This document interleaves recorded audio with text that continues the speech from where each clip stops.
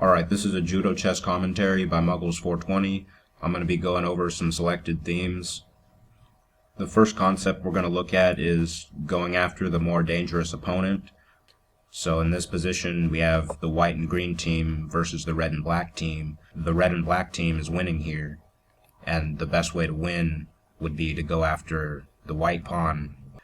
So this is a demonstration of how black and red didn't handle the endgame properly, and instead they went after the king who doesn't have any material. So notice how black and red are going after the green king and trying to promote the black pawn, and they aren't really paying attention to what I'm doing. I just promoted a pawn. Red had a chance to take my bishop, but red still focused on going after green's king and helping black promote, so I'm able to set up a checkmate against the red king. And now, after all that, green simply traded off the king for black's pawn, so red and black didn't really accomplish much by going after green's king, because green's king wasn't really worth very much, and all of red's extra material disappears, and I'm left with a winning endgame against black's remaining piece. So now, mate with knight and bishop is a lot easier in real-time chess than in turn-based, because you can move all three pieces together, and you don't have to mate in a specific corner. I have another video where I explain the mating concepts of two minor pieces. Alright, so the next theme we're going to look at is the fortress with rook and pawn versus queen. This is a turn-based fortress where the pawn defends the rook, which enables the rook to control the third rank, and then white's king can maneuver among the first and second ranks while defending the pawn.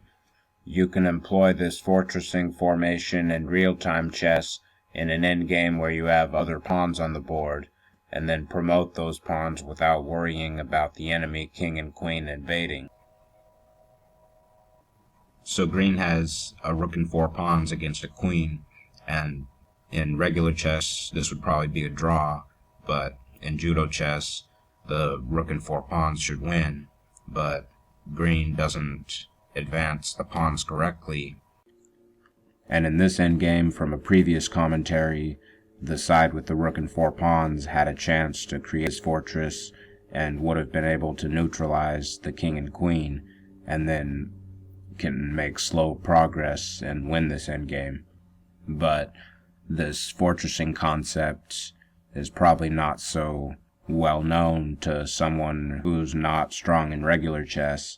So often what happens in the rook and four pawns versus queen endgame is that the side with the rook and four pawns just rushes out all their pawns recklessly and ends up losing them all. The key to understanding this endgame is to understand how to use the pawn to defend the rook. The fortress is more solid with two pawns rather than one. So the pawn acts like a safety net for the rook, and also it shields the king, so losing the rook to a combo isn't as big of an issue compared to queen versus rook without the pawn. And this concept also applies in turn-based chess, where queen versus rook without pawns is generally a win, because the rook is subject to tactical threats, but this position with the fortressing pawn is a draw. And in judo chess, white has to worry about the cheap combo queen takes e2 and king takes d3, which is why the fortress is more solid with two pawns. And this is also true in regular chess.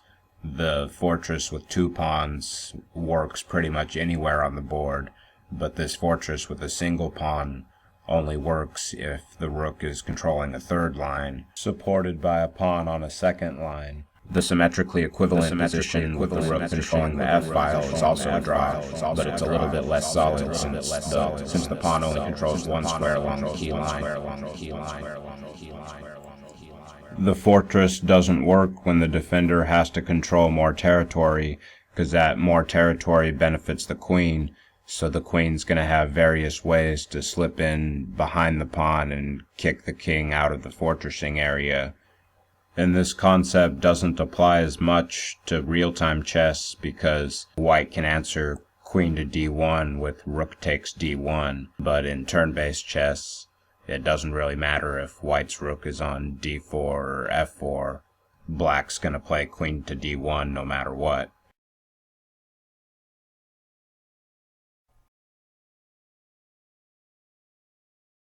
Alright, so in conclusion, queen versus rook is lost in turn-based chess due to combos, and it's considered lost in real-time chess, though it's a draw against a perfect computer.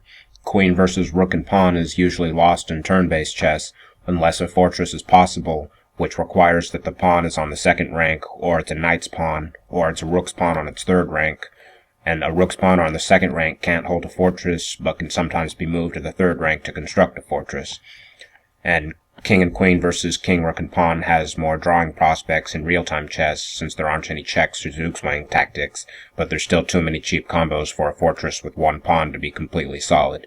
Queen versus rook and two pawns is a draw in turn-based chess if one of the pawns is a fortressing pawn, or if the pawns are connected and can construct a stronger fortress in which the location on the board doesn't matter.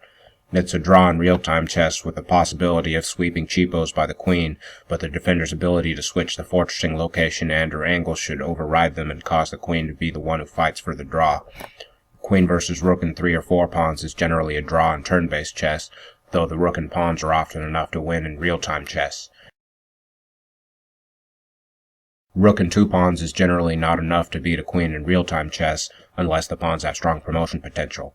And rook and 2 pawns plus an extra minor piece is generally not enough to beat a queen in turn-based chess, unless the pawns have strong promotion potential. Rook and 3 or 4 pawns is generally enough to beat a queen in real-time chess, and rook and 3 or 4 pawns plus an extra minor piece is generally enough to beat a queen in turn-based chess, if the pawns are near each other or at least 2 have strong promotion potential.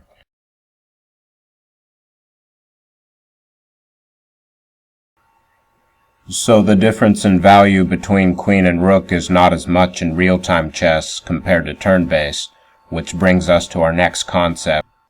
Alright, so the next theme we're going to look at is, in judo chess, quantity generally beats quality because, well, first off, you can move 2 pieces together, so you don't have to wait to move each piece like in turn-based chess. And also, there's no forks or pins or skewers in judo chess, so the strength of the rook and queen go down a lot. So in this endgame, it seems like black has a slight material advantage, and black might win with precise play. There's not much the queens can do, since checks don't do anything in judo chess, so green decides to go for a cheapo. Green goes for queen takes knight and queen takes rook, which would win a rook and a knight for a queen. So it was a good trick, and it actually did work, but green didn't play the follow-up move.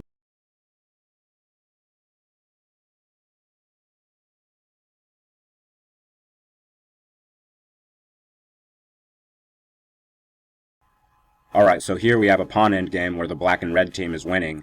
The black and red team is ahead by 3 pawns, but the red king doesn't position itself toward the center.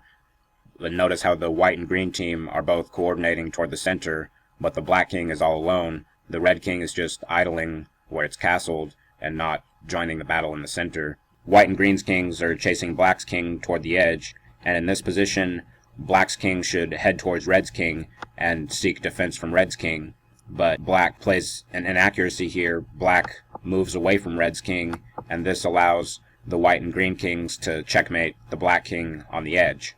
So here, black had enough time to take white's king, but black failed to do so, and now black is getting checkmated on the edge. And now green is down 2 pawns against red, but green's potential to create a pass pawn was decisive here because red ended up joining the fight too late, so green ends up promoting faster.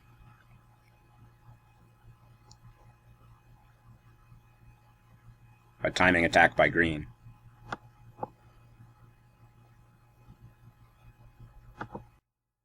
Alright, so that timing attack we just saw wasn't really necessary since there were more foolproof ways to win. That was just kind of for fun. But in this final clip, we'll see a situation where the timing attack is probably the best option considering the situation on the board. And this is also a demonstration of why it's important to keep an eye on the pawns near your opponent's territory. The pawns can be divided into grudge pawns and cross pawns, where the grudge pawns are the pawns you fight the side opponent with, and the cross pawns can assist your partner in fighting the across opponent or keep your king shielded, though sometimes players like to use their king as an attacking piece on the grudging side of the board, which can be considered ultra-grudging. The grudge pawns are the pawns you want to keep a careful eye on because they're bordering enemy territory, so losing them can often lead to a devastating attack. You'll often see players sacrifice a piece or an exchange to win a grudge pawn or two, which can create more weaknesses that lose more material. Okay, so here the black and red team is up material. I'm up a rook against red, but black is up a queen and knight against green, which is equal to about 2 rooks in judo chess, so green should lose faster than red. The best thing for red to do is probably switch from a crossing setup to a grudging setup, and then try to hold me off until green loses. But red continues to employ crossing maneuvers while I position my pieces to attack the grudging territory. So when red fails to defend, suddenly I take over most of red's territory and I have a bunch of dangerous pieces aimed at red's king. Now red continues to make crossing maneuvers and actually succeeds in taking green's king, but green should have lost anyway, so it was better for red to play me. Now red's king is in a lot of danger, but there doesn't seem to be an absolute force mate that'll be quick enough before red and black can organize a defense, so I went for the next best thing. Here I move my rook to attack red's king, and this would be checkmate in a regular chess scenario, but in judo chess, red can simply move the pawn and escape with the king. And knowing that this is red's only way to escape, I plan for this and play the surprise move bishop to b3 or whatever you want to call that square. Now, since red was in the process of autopiloting a3 king to a2, it's going to be hard to switch decisions in a split second, so most humans would have had to predict my bishop move in order to refute it, and then if I predict their prediction, I can win by not moving the bishop and just playing rook takes king, and if they predict that, then their king escapes and we're back to our original calculation, sort of like a sine or cosine wave. Sometimes you can try to calculate your opponent's distance on that wave based on how much time they have to think before they have to execute their plan. So if red had been more focused on what I was doing, or if I was playing a stronger opponent such as chicken cross road, then I might have considered not moving my bishop. So now let's replay the whole thing at normal speed.